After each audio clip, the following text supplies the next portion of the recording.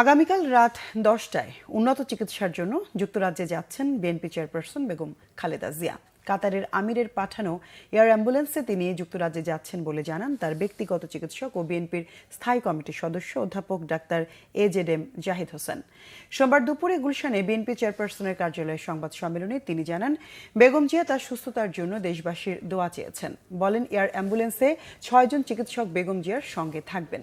যুক্তরাজ্যের স্বনামধন্য লন্ডন ক্লিনিকে ভর্তি হবেন বেগম জিয়া। তার বয়স ও শারীরিক অবস্থা বিবেচনায় চিকিৎসকরা পরামর্শ দিলে লিভার ট্রান্সপ্লান্ট হতে পারে। তিনি আরও জানিয়েছেন, যুক্তরাজ্যের চিকিৎসকরা পরামর্শ দিলে বেগম জিয়ার চিকিৎসার জন্য তাকে যুক্তরাষ্ট্রেও নেওয়া হতে পারে। সুস্থ হয়ে দেশে ফেরার পথে বেগম জিয়া পবিত্র ওমরা পালন করতে পারেন বলেও জানান তার ব্যক্তিগত চিকিৎসক। কালকের রাত 10টা পর্যন্ত what will happen we don't know. কাজে আপনাকে মনে রাখতে হবে যে আমরা we are handling a patient, যে পেশেন্টের মাল্টিপল কোমরবিডিটিস আছে এবং সেই অনুযায়ী আমরা তাদের ওখানে নিয়ে যাচ্ছি এবং তাদের ওখানে আমরা ইনশাআল্লাহ রেখে ওনারা সবকিছু দেখে তারপরে আপনার ডিসিশন হবে যে ওনার নেক্সট কোর্স অফ ট্রিটমেন্ট কি হবে।